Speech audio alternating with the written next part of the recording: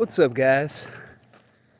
I wanted to I want to talk about really what's been on my mind for a while. Just awesome. It's just awesome. It really is. And I've been watching this channel on YouTube. The guy's name is Mark the Messenger. He's great.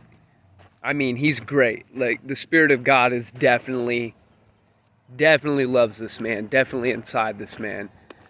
But he talks a lot about something called semen retention. I mean, what it really is just abstaining from sexual immorality. That's all it really is. And it's changed my life to understand the benefits, to understand why we are to be sexually pure as Christians. And, because the whole time, hold on, my cat wants to play. The whole time, in my Christian walk, I always knew, it's not hard to know what you should and shouldn't do. Everybody knows it in their soul, what they should and should not be doing. But to know why is so important. It's so important to know why. Like the hidden gems of wisdom in God's instructions. For example, when you abstain from sexual immorality as a man, I'm going to talk from a man's perspective because I'm not a woman.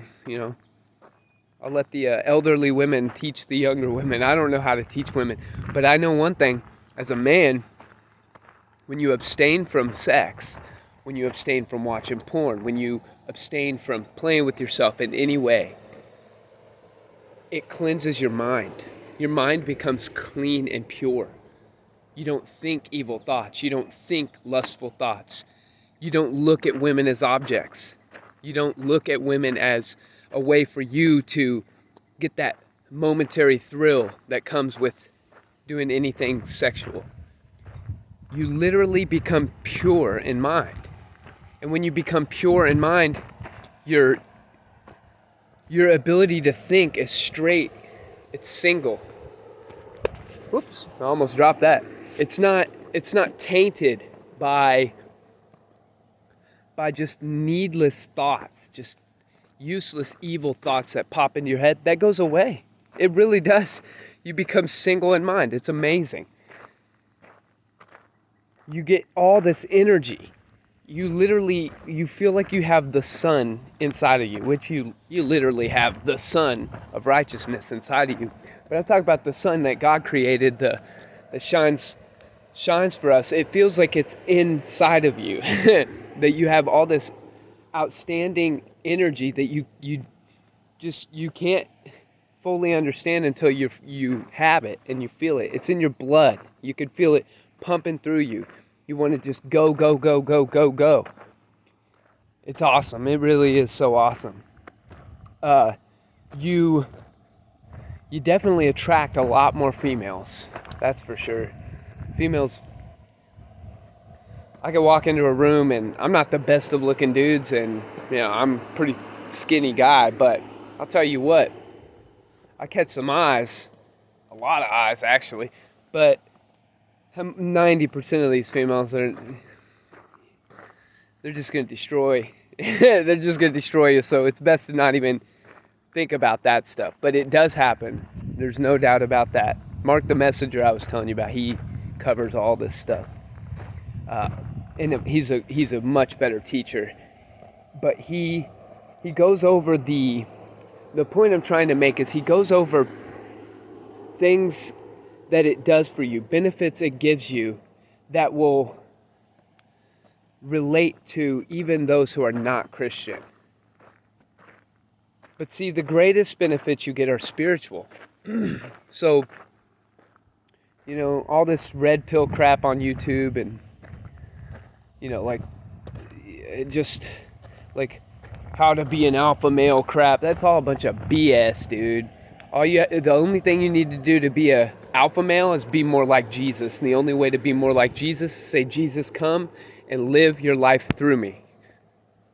Simple as that. Jesus lives to this day and will live forever as the King of Kings. That ain't never going to change. But I wanted to tell a little story about what it does for you mentally and spiritually and physically. So I was shooting pool last night, and I saw an old high school friend, and it's been like 10 years since I seen her. So I was shooting pool, and we talked a little bit, and I'm not ashamed to be a Christian. I know there's a lot of wimpy ass Christians out there who are ashamed of it, but I'm not. I love it. I wear it as a badge of honor everywhere I go, and nobody's ever going to change that. Nobody can ever, even if they see my flaws, even if they know some things I've done in the past, they try to throw it in my face. They're like, I don't care. Whatever.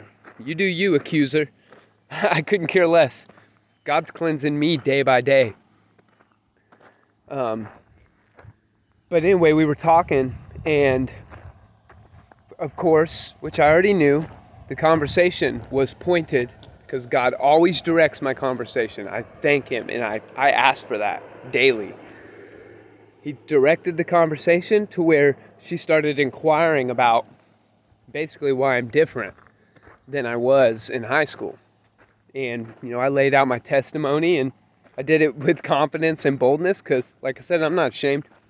And I could feel the agitation in her spirit. I could just see it through her eyes, where she wanted to like me, but all the programming, because she's all for homosexuality and all that crap. And I was like, nope, I think it's evil. It's wrong. You're not going to change my opinion. Nobody's ever going to change my opinion about it.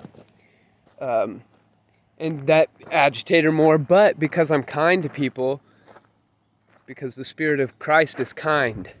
I don't care what anybody says. You might be bold, but if you're not being kind, then you're not walking in the Spirit. And I make that mistake sometimes. But anyway, so the conversation went on. She didn't like run me out, yell at me and all this stuff, but she started getting heated. I was like, listen, you can believe what you want to believe, but I believe what I believe, and I believe what I believe is true and right, and I believe what everybody else is believing is wrong. Simple as that. If you don't like it, okay, whatever. And she just laughed and was like, oh my goodness, you're so stubborn, blah, blah, blah. Like, yep, well. Then we went and played darts. And when we were playing darts, I told her, I was like, I'm going to beat you, right? And she's like, oh yeah, whatever. I'm good at darts, blah, blah, blah, We were having a good time, don't get me wrong. And I ended up whooping her ass.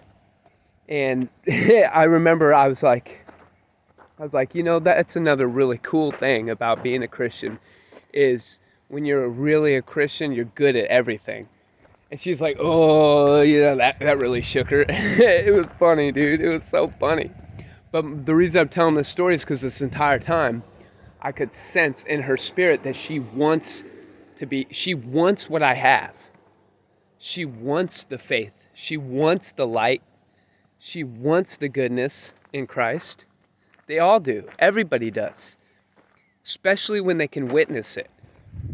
And I mean that humbly. I'm no special person or anything. I mean that in all humility. People want the light of Christ. That's why we have to shine it boldly, proudly, unashamed, standing, ready to give an answer. We're not holier than thou people. We're not religious Pharisees. We don't go around judging people as lesser than us. There are some, but God's going to shake them out of His church. He don't want them. Sorry, if you're a hypocrite like that, He don't want you. You better get right with Him. You better look up and say, Father, mold my spirit, mold my heart like Jesus. Because if you're not doing that, and you're a hypocrite at heart, think you're flawless and perfect, and you treat others like they're less, then you're worse than them. But anyway, as the night went on, it became clear to me that she was trying to seduce me. And I wasn't having it.